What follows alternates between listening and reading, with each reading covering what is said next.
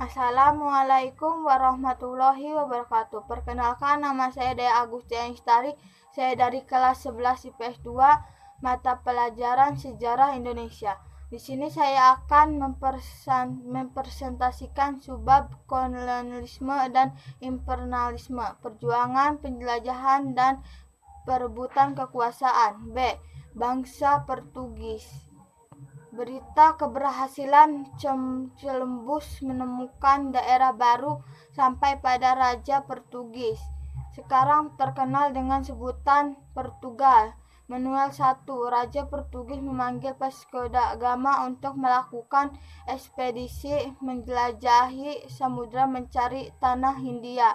Vasco da Gama mencari jalan agar lebih cepat sampai ke tanah India. Sebelum Vasco da Gama mendapat perintah melakukan ekspedisi, sudah ada pelaut Portugis Bartolomeu Dias yang melakukan pelayaran mencari daerah timur dengan menelusuri pantai barat Afrika pada tahun 1488. Karena adanya serangan ombak yang besar, terpaksa Bartolomeu Dias mendarat di suatu ujung selatan benua Afrika. Kemudian tempat tersebut dinamakan Tanjung Harapan. Bartolomeu Dias tidak melanjutkan penjelajahannya dan memilih kembali ke negaranya. Untuk melalui penjelajahannya, Vasco da Gama pada bulan Juli 1497 berangkat dari pelabuhan Lisabon. Vasco da Gama juga mengambil rute yang pernah dilalui Bartolomeu Dias. Rombongan Vasco da Gama singgah di Tanjung Harapan atas petunjuk dari pelaut bangsa Moor yang telah disewanya. Vasco da Gama melanjutkan penjelajahan dan pelayaran menelusuri pantai timur Afrika, kemudian berbelok ke kanan untuk mengarungi lautan Hindia, Samudra Indonesia.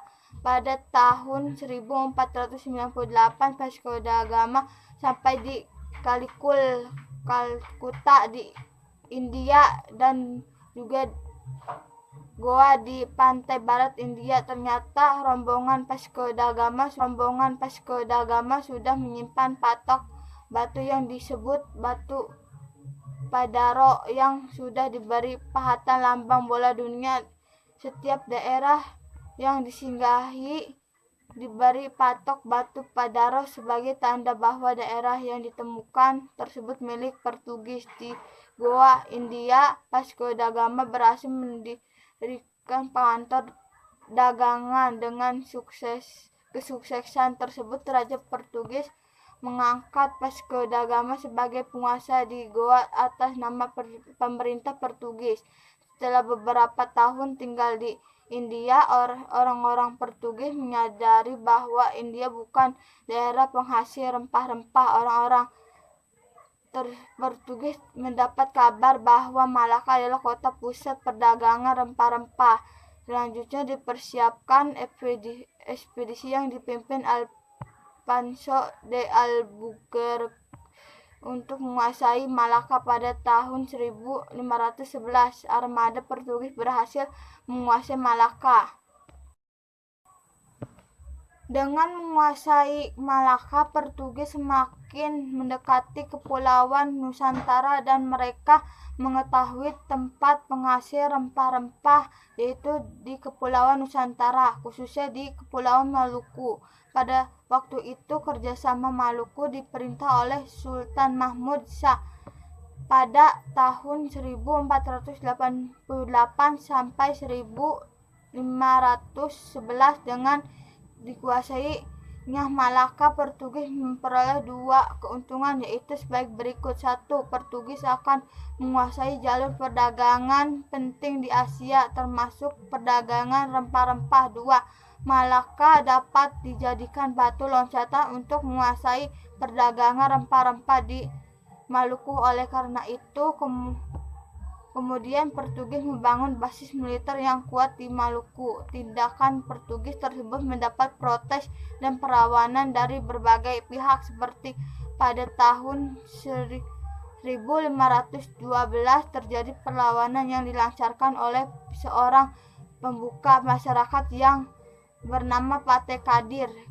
Namun karena senjata Portugis lebih lengkap, Pate Kadir dapat dipukul mundur, kemudian meloloskan diri sampai ke Japara dan Demak. Tindakan Portugis monopoli perdagangan juga mendapat perlawanan dari terhadap Portugis. Maka pada tahun 1511 armada Portugis berhasil menguasai Malaka.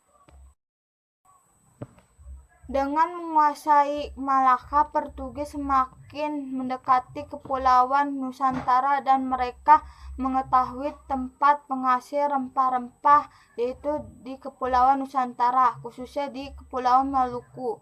Pada waktu itu kerjasama Maluku diperintah oleh Sultan Mahmud Shah pada tahun 1488 sampai 1511 dengan dikuasainya Malaka. Portugis memperoleh dua keuntungan, yaitu sebagai berikut. 1. Portugis akan menguasai jalur perdagangan penting di Asia, termasuk perdagangan rempah-rempah. 2. Malaka dapat dijadikan batu loncatan untuk menguasai perdagangan rempah-rempah di Maluku. Oleh karena itu, kemudian Portugis membangun basis militer yang kuat di Maluku. Tindakan Portugis tersebut mendapat protes dan perlawanan dari berbagai pihak, seperti pada tahun 1512 terjadi perlawanan yang dilancarkan oleh seorang pembuka masyarakat yang bernama Pate Ketir. Namun karena senjata Portugis lebih lengkap, Pate Kadir dapat dipukul mundur, kemudian meloloskan diri sampai ke Japara dan Demak. Tindakan Portugis monopoli perdagangan juga mendapat perlawanan dari terhadap Portugis di Malaka. Namun serangan pasukan Demak yang diperkuat dengan bergabungnya Pate Kadir belum mampu menandingi Portugis. Terima kasih.